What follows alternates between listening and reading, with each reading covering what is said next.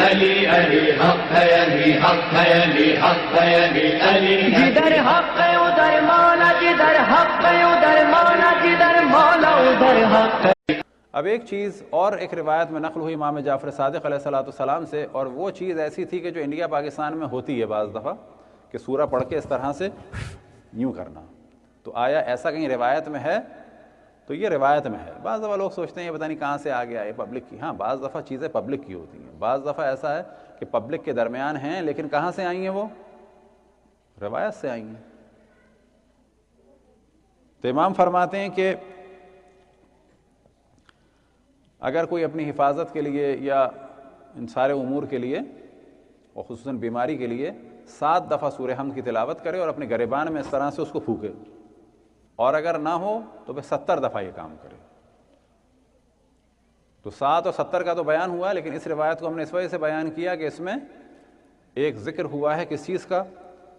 پھونکنے کا، کہ اگر پھونکا جائے تو کوئی حرج نہیں ہے۔ عموماً اس وقت کیونکہ وہابیوں کا انفلوئنس ہے تو بہت سارے لوگ جو ہیں وہ ان چیزوں کو سمجھتے ہیں شاید یہ پبلک کی چیزیں ہیں، نا، یہ روایتوں کی چیزیں ہیں۔ اسی میں ایک موضوع آ جاتا ہے کہ عام طور پہ لوگ کیا کہتے ہیں، قرآن کو ان چیزوں کے لیے تھوڑی ہے۔ ہاں، قرآن واقعاً ان چیزوں کے لیے نہیں ہے۔ یہ جتنی چیزیں بیان ہوئیں قرآن ان کے لیے نہیں آیا ہے، قرآن ہدایت کے لیے آیا ہے۔ لیکن سوال یہ پیدا ہوتا ہے کیا یہ چیزیں منع ہیں؟ وہابیت میں یہی شدت ہے کہ جی تعویذ حرام ہے، قرآن تعویذ کے لیے تھوڑی آیا ہے، لیکن جس پہ قرآن نازل ہوا ہے انہوں نے تعویذ کے لیے دیا ہے کہ نہیں دیا ہے؟ خود اشرف الانبیاء نے، اشرف الانبیاء حضرت محمد مصطفیٰ صلی اللہ علیہ وآلہ وسلم نے ان برکتوں کے لیے ان سوروں کو بتایا کہ نہیں بتایا؟ قطعاً بتایا۔ آیا یہ سورے اس لیے نازل ہوئے تھے؟ نہ، اس لیے نازل نہیں ہوئے تھے، لیکن اس کے یہ فوائد بھی ہیں۔ بس یہ جو شدت ہوتی ہے بعض دفعہ، اور یہ شدت ہمارے یہاں بھی آ جاتی ہے وہابیت سے، ارے قرآن اس لیے تھوڑی نازل ہوا ہے قبرستان میں پڑھا جائے، قرآن اس لیے تھوڑی نازل ہوا ہے قرآن خوانی میں پڑھا جائے۔ ہاں، قرآن خوانی میں پڑھنے کے لیے نازل نہیں ہوا، قرآن قبرستان میں رکھنے کے لیے نازل نہیں ہوا، قرآن دلہن کو جہیز میں دینے کے لیے نازل نہیں ہوا، قرآن کسی مسافر کو رخصت کرنے کے لیے نازل نہیں ہوا، لیکن اگر یہ کام کیا جائے تو حرج بھی نہیں ہے۔ بالآخر اگر کسی گھر میں یہ سب کام ہو رہے ہیں اس کے معنی ہے قرآن کا احترام تو ہے ان کے ہاں۔ اب اگر وہ اس کو پڑھ بھی لیتے، سمجھ بھی لیتے تو بہت اچھا کام تھا، لیکن کم سے کم ایک احترام تو باقی ہے، اس قرآن کو مان تو رہے ہیں، تو یہ ایک شدت نہیں ہونی چاہیے۔ تو بعض دفعہ بعض چیزوں کے بارے میں سمجھا جاتا ہے کہ شاید ایسے ہی ہے، ایسا نہیں ہے۔ مثال کے طور پہ بعض دفعہ جو اپنے آپ کو زیادہ مذہبی اور ذرا ماڈرن سمجھ رہے ہوتے ہیں وہ کہتے ہیں زیارت میں یہ چیز تو ایسے ہی ہے نا، ایسا نہیں ہے۔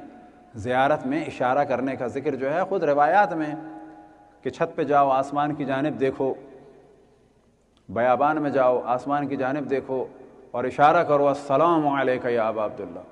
تم نہیں کرنا چاہتے تو نہ کرو، لیکن کوئی کر رہا ہے تو اس کو یہ نہ کہو کہ بیکار چیز ہے نا۔ اسی طرح سے بعض لوگ سمجھتے ہیں کہ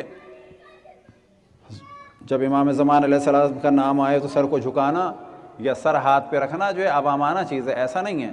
حتیٰ یہ کام امام رضا علیہ السلام فرماتے تھے، کس کے لیے؟ اپنے بیٹے امام محمد تقی، ان کے بعد ان کے بیٹے امام علی نقی، ان کے بعد ان کے بیٹے امام حسن عسکری، ان کے بعد ان کے بیٹے جو ہوں گے ان کا جب بعض دفعہ امام نام لیتے تھے، خصوصاً کب کہ جب ان کو القائم کہتے تھے، صلوات پڑھیں پر محمد والے محمد، تو امام رضا علیہ السلام اپنے سر پہ ہاتھ رکھتے تھے۔